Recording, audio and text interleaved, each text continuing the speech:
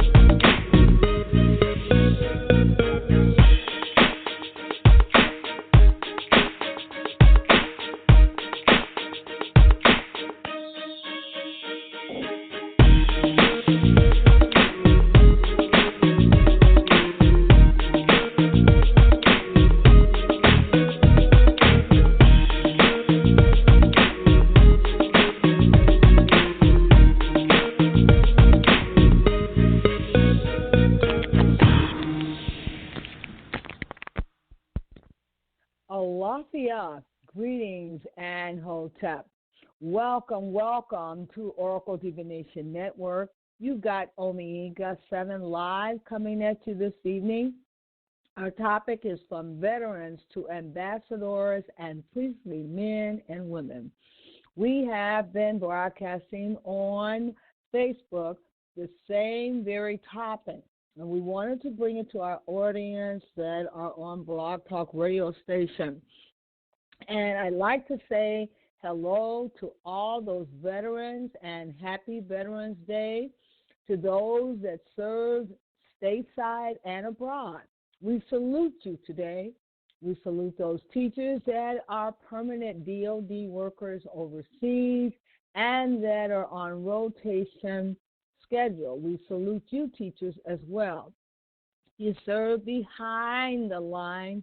You serve where it counts the most, in the family, where you actually left your homeland, going abroad to various different states and countries to service the families of children that are in the after-school programs, the day programs for preschool and kindergarten, as well as for those family child care centers and child care centers and family child care homes.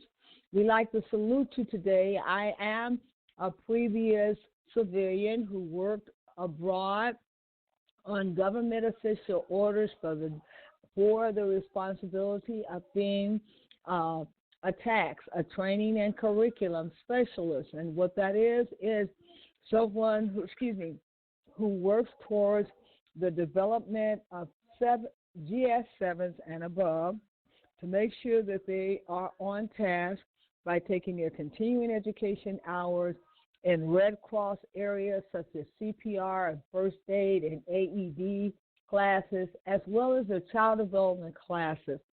And serving behind the lines did not mean that you were able to stay on base with the military regime. You had to live off campus with the various different Germans and other Turkish people. So I want to say that this is a special program because it is Veterans Day. We're going to be talking a little bit off the subject and off the cuff because we are trying to recruit those veterans who don't have a profession, who would like to get higher level training and prepare themselves for one of those in-demand professions, such as the allied health profession. And we are now including priestly men and women who have been called to the cloth, who would like to administer alternative treatments and counseling to families who are broken, who need immediate administrating of counseling and non-allopathic medicine, which will be naturopathic medicine. We're going to be shifting over to a product that we have specialized in recruiting, and it's called hemp CBD oil, that most of the children that are coming back home from overseas who have been affected by the transition of their family members going in and out of the home, whose children may be suffering from differentiated learning, attention deficit disorder, cerebral palsy, whose children may have had developed seizures from trauma or from just transitioning. So the product that I'll be talking to you about, CBD oil, has now come into the picture for being and preventative maintenance for the whole family, not only just the child, but also for those military men and women who are being deprogrammed after leaving a regime that strictly works towards developing the mind, body, and spirit while in the military. Some of the people have become victims, and some of them have become damaged and cannot find solution to medication that will treat them without the side effect. Some of the medication is more devastating than the actual condition, and they are searching high and low for alternative medicines, or shall I say, alternative treatments that can actually work towards a recovery process and do it as quickly as possible. Now, CBD is the one that we will be highlighting for this evening. I know there are many more programs and products out there.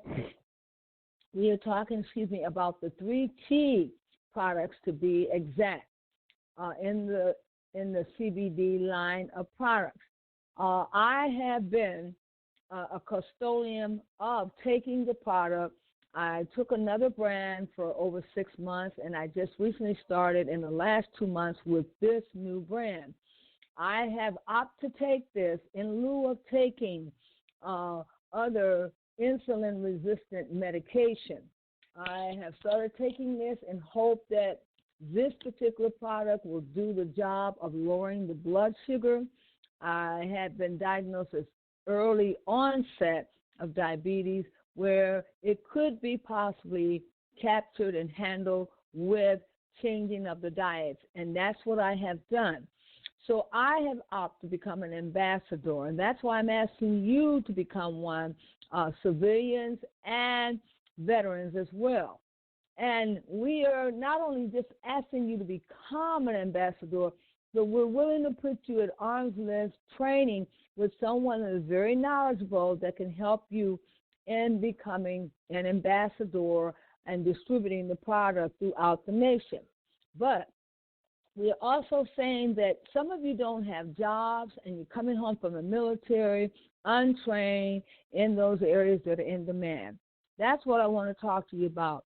There are some areas that are in demand in the area of medical coding, home health coding, medical claim processing.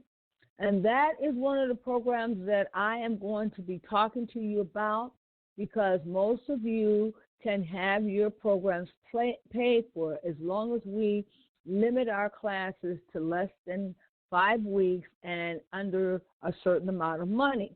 The government will assist and aid those particular people who signed up to take classes like mine.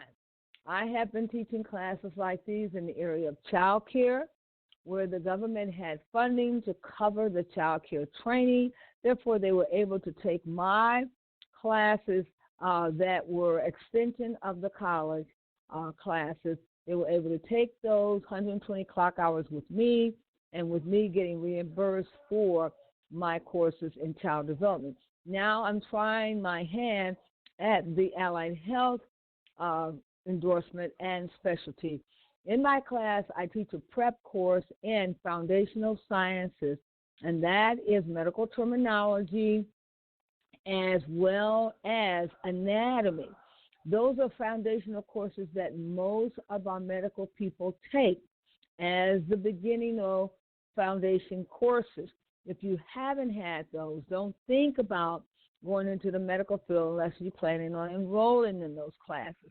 They are the footstool for the foundation of allied health, such as phlebotomy, CNN, LPN, RN, OTAs, occupational therapists, a medical assistant, respiratory therapist, and on and on and on. Those are the foundational courses of the structure of the bones, the tendons and ligaments, and then the soft muscles and all of the internal organs. So this is what I teach, and this is what I know best. I first started teaching these classes with Blue Cross Blue Shield and teaching each one of my claim processors how to understand the root word of medical terminology so that they can execute processing a claim. In other words, they were trained to be a claim processor, but they had to know about medical terminology along with the proper coding. So coding is in demand now. There is a much need for coders. And those that are becoming good at this are now learning how, after 5 years of putting in their time, they can now apply for remote positions in the home. So those soldiers that have become so damaged that it is almost impossible for them to go to a regular job on an 8 to 5 basis and still function without having the pain that they suffer from the various afflictions. So some of them have to be at home when they are working. So we are pushing the area of specialty for the medical terminology and medical coding for those people who would like to eventually be remotely located at home when they process their work. So I'm speaking to those military people who have been discharged from the military but still have injuries where it would keep them from going to an 8 to 5 job. This is an ideal profession for you to get involved in so that you can take your medicine, be on your prostheses, and have all the therapy you want while you work from the home, earning a living. Most disabled people want to go to work, but they must have some allowances made, and sometimes the jobs cannot meet all the allowances. They need to be stretched out on a couch at home, taking periodic breaks to the bathroom, frequent breaks to the bathroom, and sometimes the incompetent bladder will cause them not to be able to be in the workforce. So we're speaking to those disabled people today. We're very sensitive to you. We know that some of your injuries came about while being out on the front line.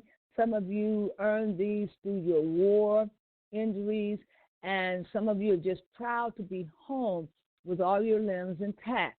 And you don't want to become a burden on anyone. You want to go to work. I understand, because I had to leave my job under disability. I understand that. Some of us cannot stand for long periods of time.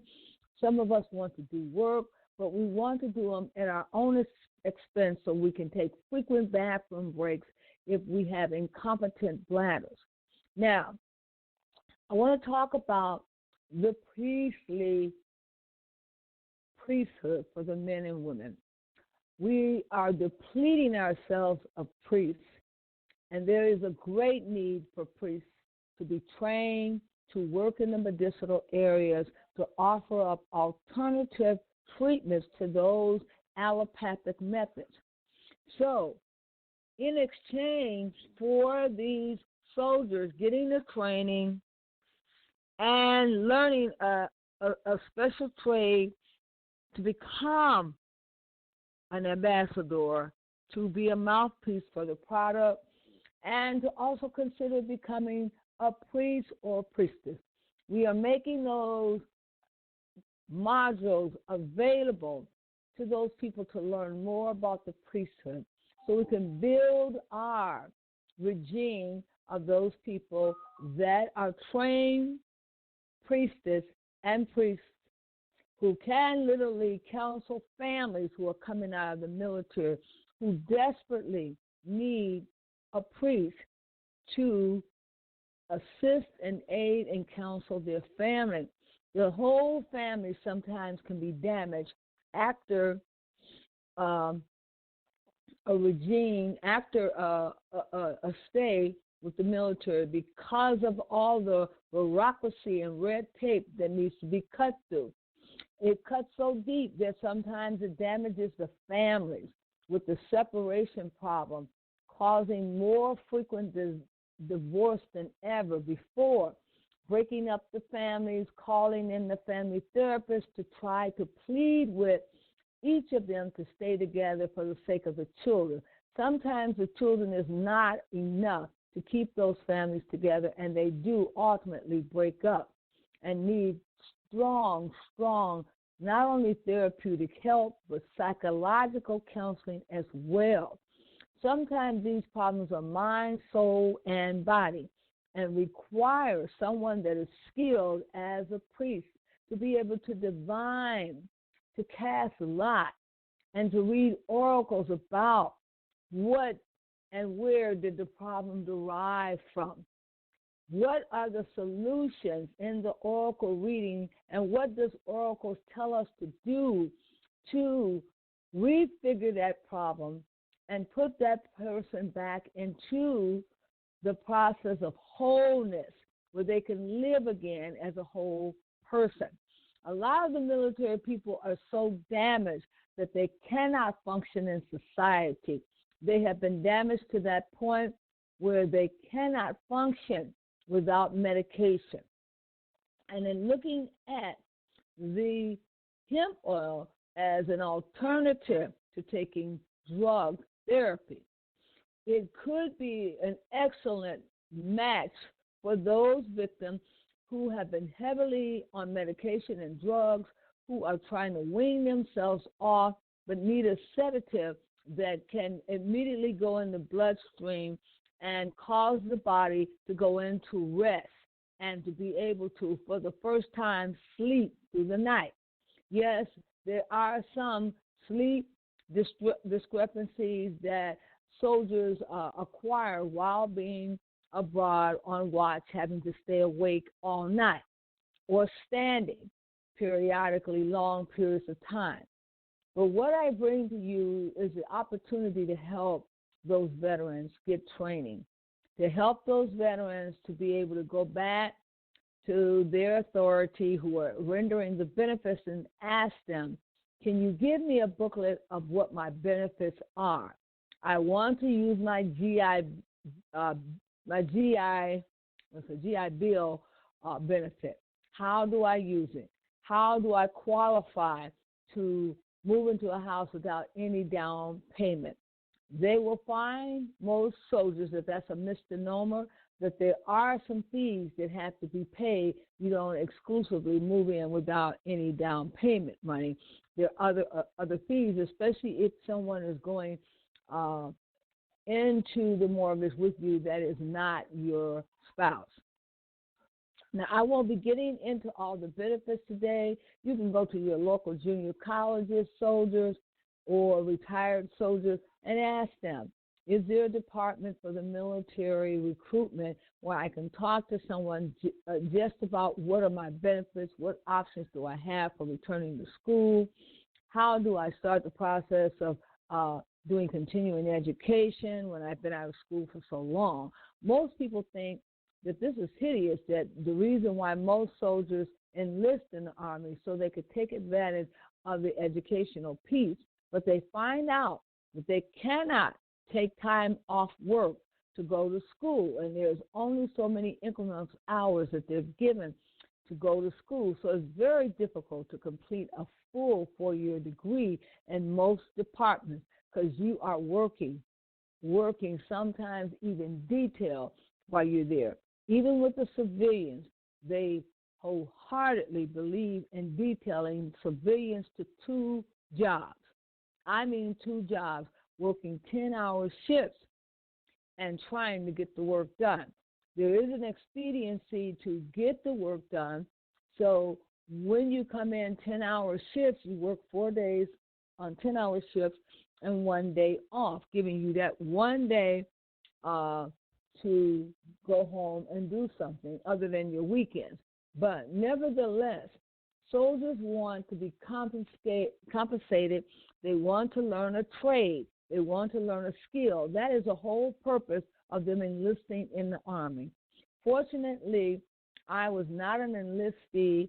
I was on government official orders, recruited to come in and to work my magic, my training over the teachers that were obtaining their continuing education hours, their licensing for the CDA credential, as well as renewing their license to their CPR and first aid and AED training. It's mandatory by the specs of the government that they have these trainings up to date. So therefore, I was constantly setting up after hours continuing education courses, sending people outside of the building who wanted to enlist and enroll in school to take some of these continuing education hours. But nevertheless, it's a process and it's governed by the government to check and audit to see who has their training and to make sure they're up to date with that training.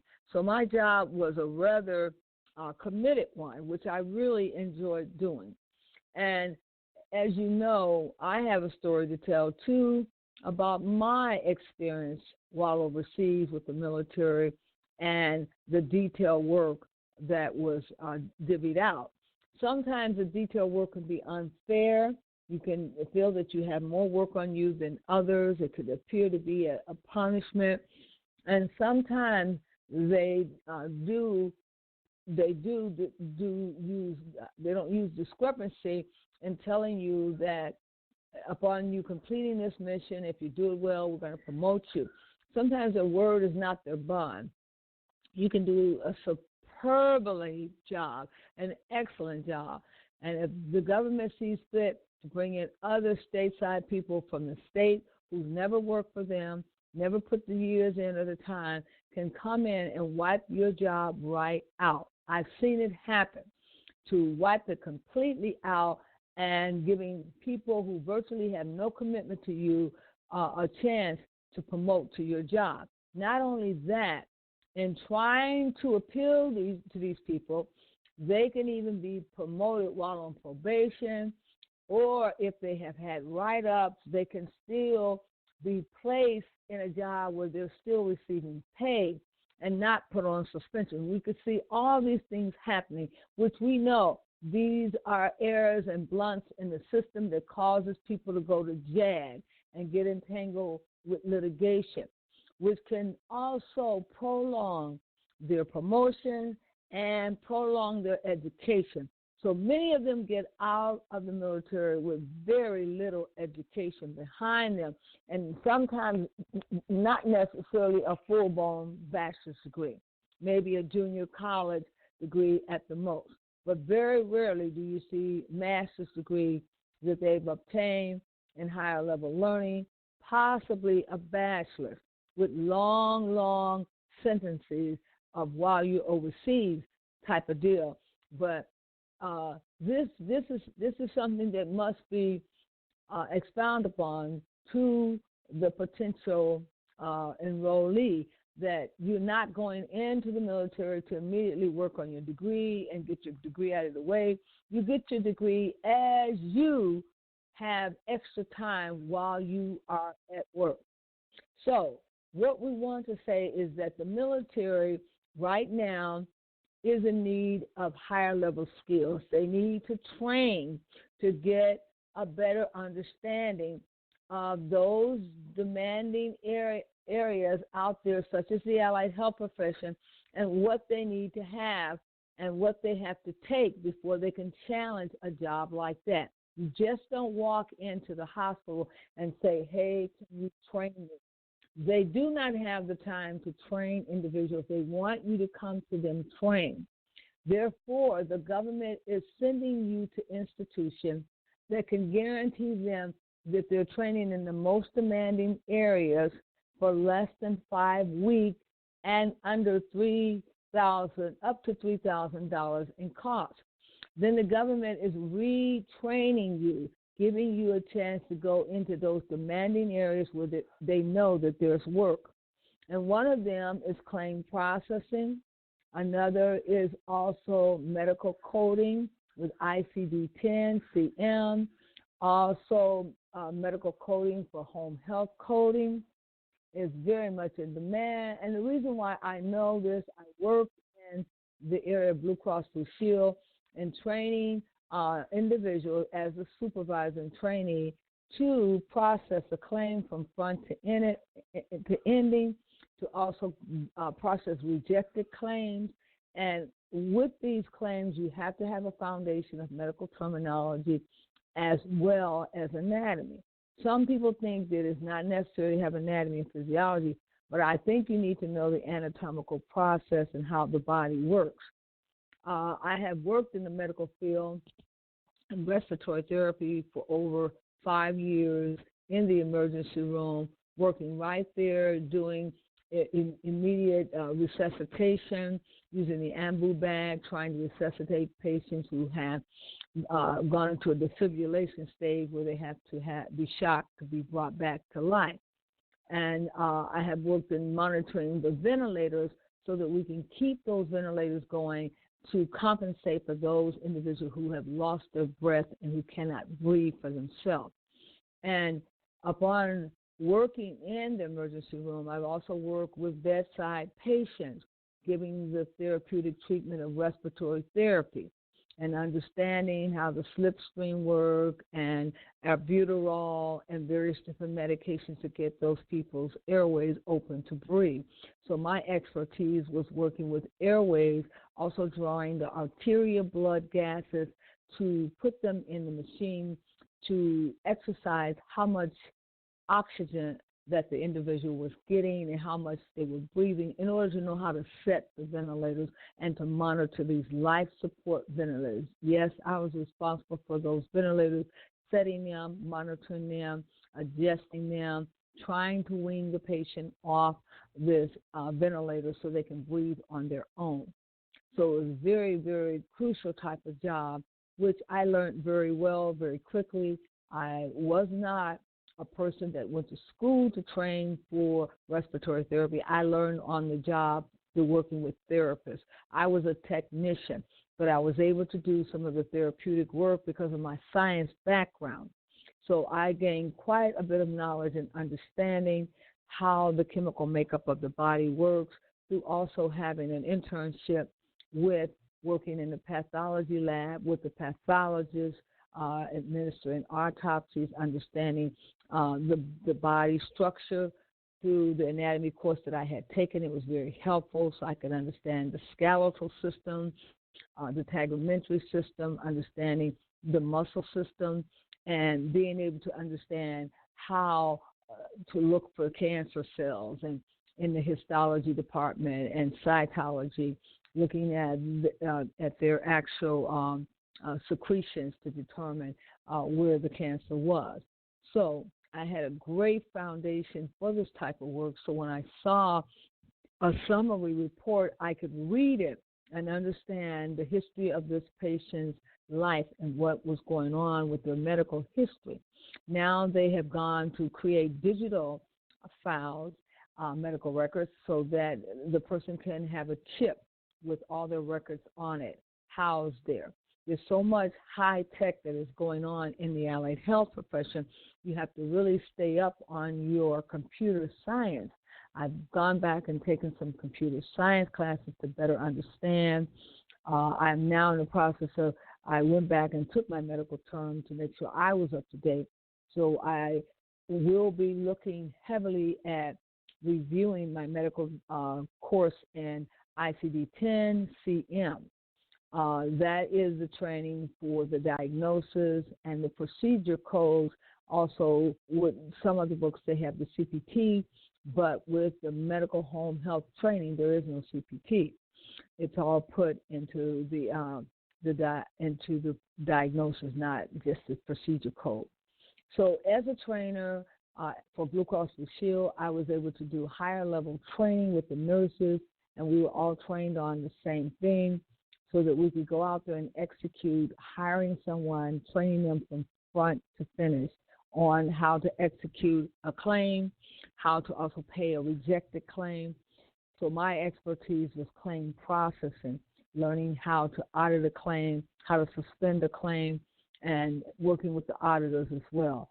So I have had higher level knowledge and training in the management area of claim processing, which drove me to go back to school for the degree in information and health technology work for working with the actual coding of these claims.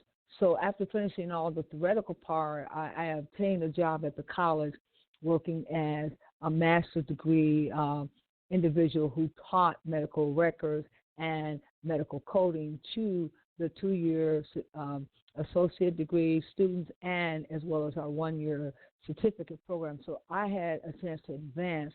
So I did not bother to take the exam. And unbeknown to me, I wish I had taken it then while it was fresh in my mind.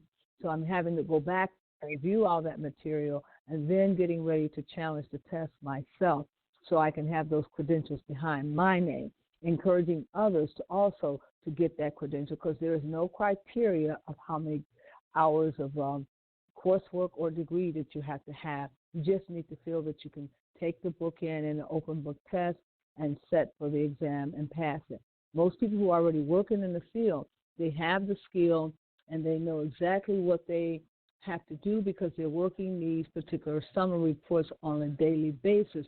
So therefore, they could go in and execute that test and pass it because they have been doing the work daily. For someone that's outside of the profession like myself, I would have to go in and I would have to consume a large portion of these actual experiences on the summary report. I would have to have some mock cases that I would have to go in and challenge myself on and get very proficient with those. And after doing those exercises over and over again, I could go in and exercise the test and be successful with the 70% passes. So I urge a lot of you to come to our classes. I just finished putting together a kit that is a lesson in a box so that the candidates that are going to do the review could have access to the training materials. They won't have access to the ICD-10 CM medical coding book. They will have to buy that book. With the training kit that they will get, it will have all those other necessary flashcards and tabular packages that they have to retab the book. I did recommend that they do 4 more official tabbing of the medical home health coding book because there are some areas that weren't tabbed that it could make it a lot easier if they were tabbed so they can get through the test. And our objective is to beat the clock. If you can cut down the time that you finish the test and then go back and revisit those areas that you're not sure of, to beat the clock, and that's what you're fighting up against is the clock. I've taken many tests before. I've learned test-taking skills. I will be teaching some test-taking skills to those people that enroll in my class to show them how to take tests, how to successfully pass tests. I have 2 master's degrees, and I've learned the art of studying. I'm a skilled studier, so I can teach study habits and train people how to even challenge themselves to execute the test well. And once you execute one test, you can go back for all the other disciplines. One is working with home health coding hospice, home health coding diagnosis, home health coding compliance. And once you finish these ABCs, these alphabets go behind your name to accentuate that you're a specialist in those areas. I want to help as many people as possible, especially as the veterans, to learn how to acquire these alphabet soups behind their name and gear them up for employment, to work with corporations and medical health institutes and put their 5 years in of due diligence. And upon completing the 5th year, applying to work remotely from your home so that you can begin to set up your own contracted job, LLC, and work from your home and have the flexibility you need in order to be a semi-retired person and take as much work as you would like to take at home. And I do hope that our military civilian people are hearing me today. This is dedicated to those civilians as well and those military veterans who have no jobs, who have no skill, who have left the military unskilled, untrained, and now cannot find a job even after putting in their time in with the military. I want to help you. I have the sympathy for you. I know your story. I've listened to your story through working with the chaplain. I've walked with you and heard your cry on all of these JAG issues and how you were fed a bill of goods and things didn't work out for you. So I am empathetic to your plight. I, too, was fed a crock of beans and found out that it wasn't real. But nevertheless, I was committed, and I must remain committed. I salute those soldiers in my family who fought in the war. James Edward Jenkins, Marvin Eugene Jenkins, Elijah Day, George Lilly, George Lilly, Eugene Lilly. I salute all of you, and I'm so happy you influenced me to do all I can do for my country. If not what the civilians can do for us today, is what we can do for the civilians. And I want you to know that our doors will always remain open to you in a sympathetic plight to help you gain skill that you can properly use in the workforce, because that is what they promise you when you pledge to do all that you could do for the military. Now, they must pledge to put the finances and funds up to help you to retrain for real significant jobs in the high-tech area, such as in the medical coding aspect, which is much in demand. I thank you so much for listening, and I do pray that we do get some highly royal priestess and priests out of this calling. We are going to have a speaker come in tomorrow to speak, and that may not be until 10 p.m. tomorrow night. Her name is Mrs. Tasha Kindrich. She is a representative for 3T, and she'll be talking about the product, how to acquire the product, how to become an ambassador and market the product, because there's many soldiers that could benefit from this product, not only becoming a distributor and selling it, but for their own consumptions to help with their ailments that they have. So I trust that we will get some soldiers to call in tomorrow on the line. Call in with your questions.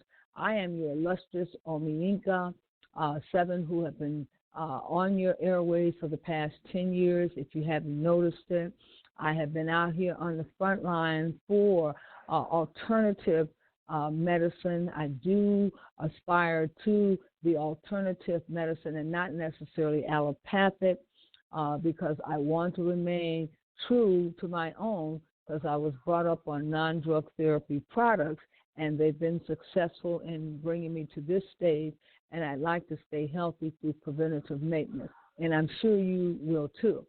So I would say to all my teachers that are out there on assignments, I'd say stay the course. Some of you have lifetime assignments. I know that's hard for you, and sometimes you want to come back home to the States. But if you should have any past information that has been hand fed to you that is not in your contract, fight for your contracts. Fight to get new laws for teachers who are abroad, that they never snatch away your official orders to return home. It is devastating being locked overseas, having no way to return 18,000 pounds of household goods, knowing that you have to go home with your things, and knowing that someone can snatch away your orders and you can be stranded overseas in another country. That did happen to me. I fought the case. and they still did not want to give me my orders, even though I asked to have them renewed. That case is online. However, we did have a class action case against our department for discrimination, which they eventually resulted into an individual case. I did prevail to show the inadequacies in that case, and there was a settlement, but it's still sitting on the table, and I don't understand why. But I put my time in with the military and my due diligence. I performed my job and did it well and showed that I should be exonerated. And I do hope that the military will do the right thing in exonerating me from all issues